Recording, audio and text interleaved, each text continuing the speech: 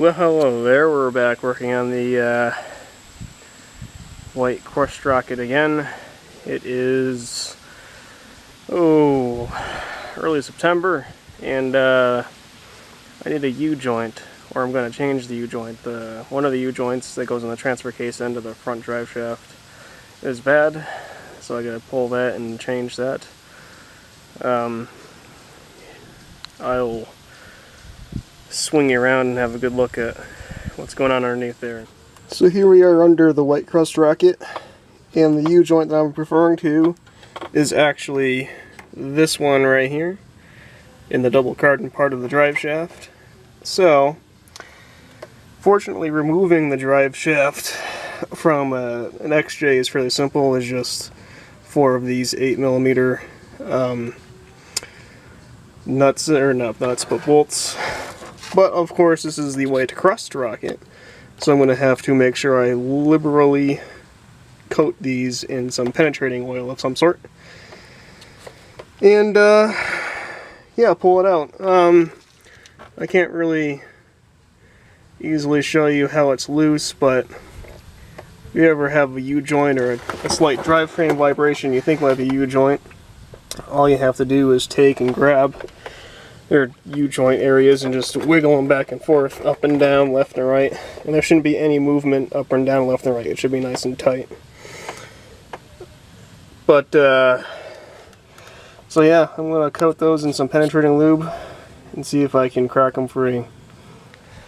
So I got the front drive shaft out of the Jeep, and surprisingly enough, the clips that would normally go into there came out easily after spraying them full of penetrating oil. It's possible they didn't even need penetrating oil, but they came out of there. I've soaked it a little bit with some more penetrating oil, and now comes the fun part of hitting things with hammers. So I'm going to go grab a punch and a hammer. I'm going to end up hitting the U-joint down this way, flipping it around, or taking the cap out of this side and then flipping it around, hitting the U-joint back down the other way, which will then allow the drive shaft to completely come apart. Then I have to do the same thing to whatever side is end up being left together.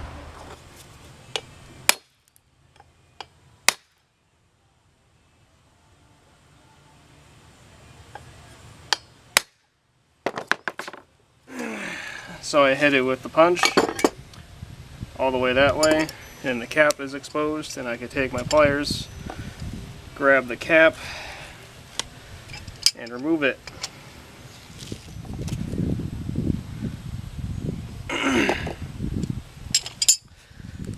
This cap is in good shape. There is one that is all dried out though, which is why the U-joint went bad.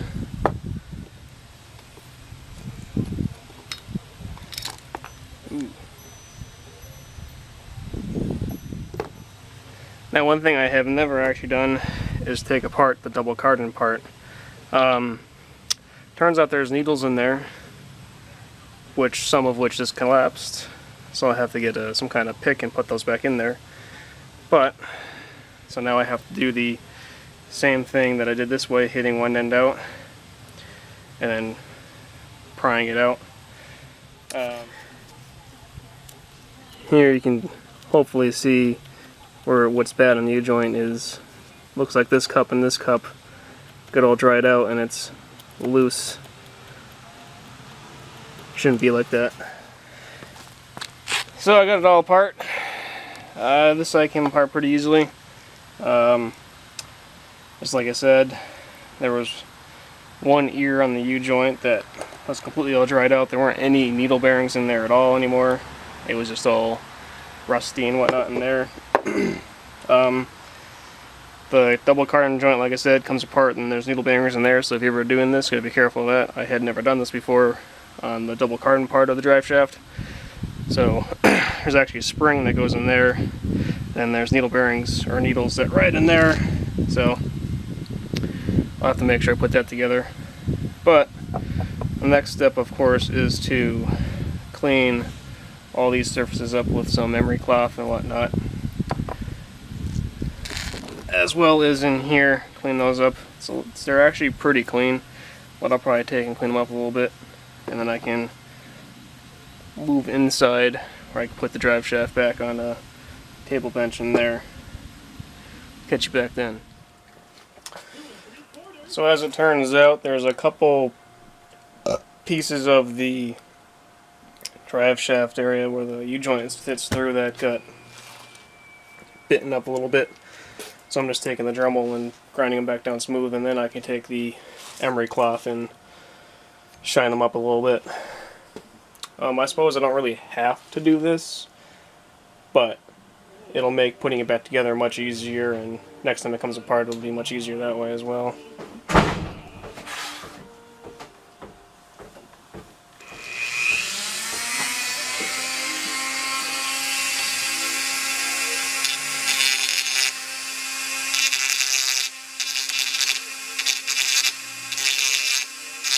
Alright, so we're here again.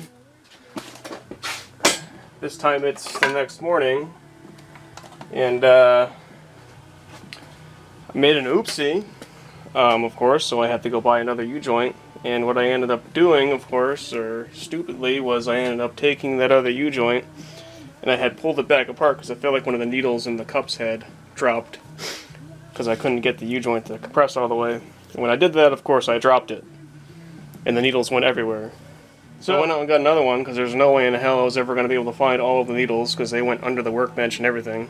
So we're going to start again. Last time what I was doing was taking the drive shaft, putting it in this way, and then hammering it in with a socket and whatnot. And that would have worked. And before that I had the drive shaft down in the vise and I had compressed it together that way, and that all would have worked fine. But this time I'm going to try and use a ball joint press, because this diameter here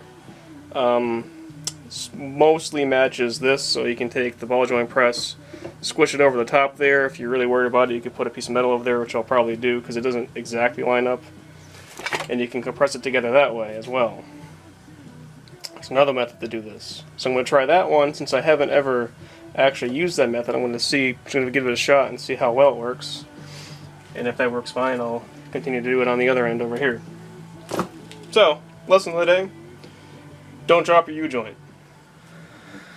Alright, I have the ball joint press mounted up in my vise, the drive shaft supported back over here. I have a flat piece of metal over there so it lines up nicely. And hopefully this plays nice, and it'll push that U-joint in there like it's supposed to. Appears as though it's going to work like it's supposed to. It's going to play nice for me. Ugh. Okay.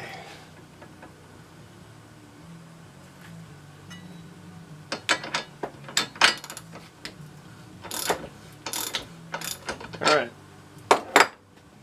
So I didn't push it all the way in as far as it'll go. I only pushed it in far enough so I could just see the lip where the clips go. Back that out,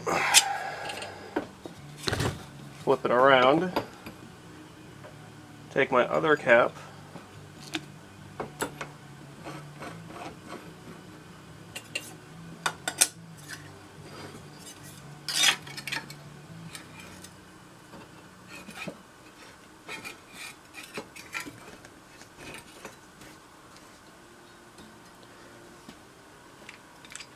and now I'll push in the other side. Keep being mindful that this needs to stay nice and free, and if it's not, something's wrong. It does appear to be playing nice.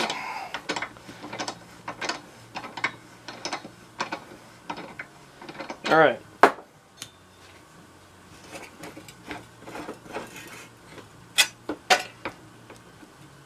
Look at that. So now the part I was getting to before is getting my clips in there. Now, if you're wondering, this U-joint that I have now is a Moog U-joint. Previously, I had a Napa U-joint. Now, the Napa U-joints before did have an issue with them. So,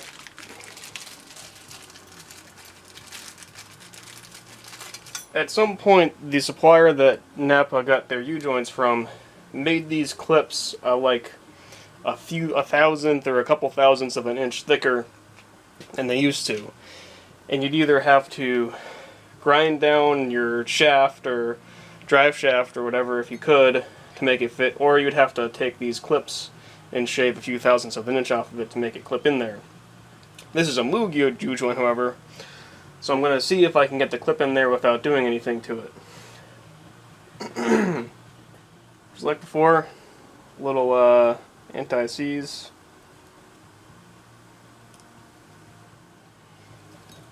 There we go.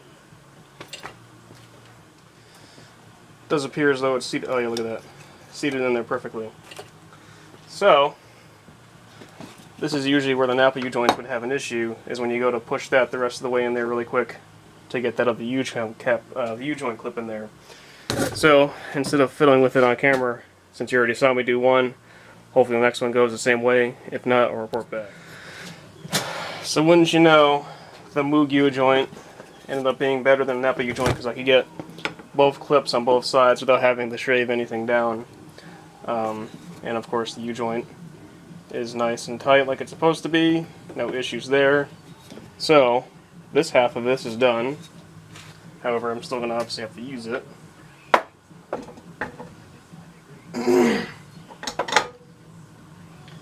Next, I have to take and fiddle to get this double cardan joint in here lined up with its little nipple thing, and then get the ear of the thing on there, or I have to get the ear of the cardan joint in there and lined up. But before I do that, there is a spring and some needles in there, so I'm going to go ahead, take a squirt of grease and pack that with grease again. I've looked, it doesn't look like this one has a grease nipple on it. Some of the better, double cardan joints do have grease nipples, like the one that's on my red Jeep. Those all are greasable, as opposed to this one, which you have to take apart to service. So I'll do that, get this set up, and see how this process works. Alright, it was a little bit tricky to get a double cardan lined up because I had never taken it apart or put it back together, so it took a minute to figure out how to put it back together, so I had stopped the camera. But there's just a spring in there that you have to get lined up in the middle of the double cardan joint up in here.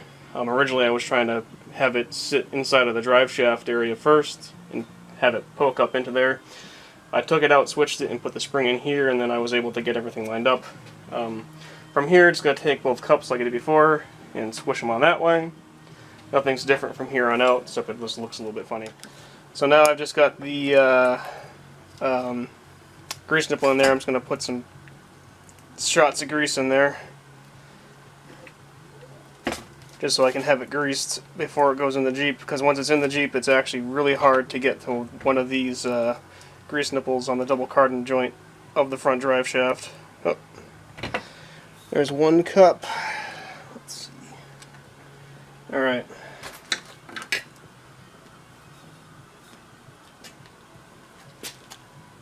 So, I'm going to keep greasing it. Got some popping out over here already. And I'll meet you back under the Jeep. How about that? Alright. We're back underneath the white crust hole now.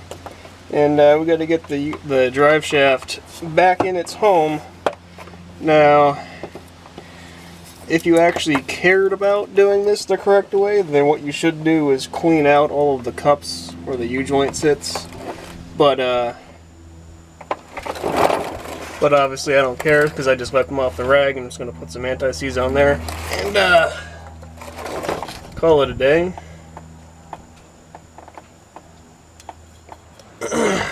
So I'm going to go ahead and put this end on there and get this end in there first. Since I have it in two-wheel drive right now, I can spin the front output independently of anything else and get it lined up with the front before I tighten everything down.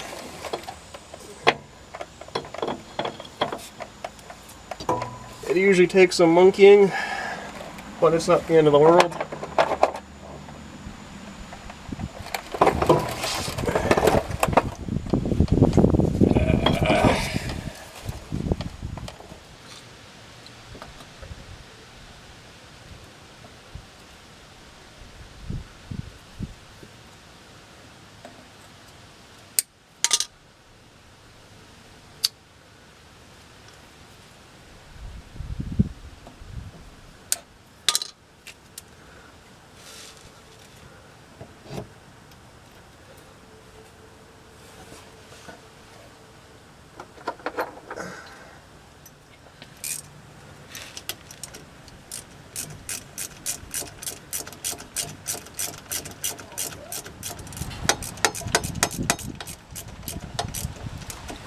I don't know the torque specs for these, but it's not very much since it's an 8mm. So usually, you know, it's to keep yourself from over torquing them and stripping them out. Just use a 1/4 inch wrench, socket wrench.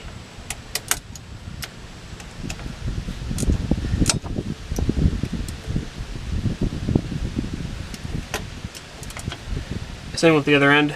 Don't know the torque spec, but just use a 1/4 inch socket wrench on it. You won't do any damage. So that'll end this. Give us a like, subscribe, check us out on Facebook, link will be in the description. And if you enjoyed this video or like the channel, share this video with all your friends. If there's anybody who likes working on cars, likes Jeeps, has any interest in mechanical things, they'll probably like this video. Get out there, do something.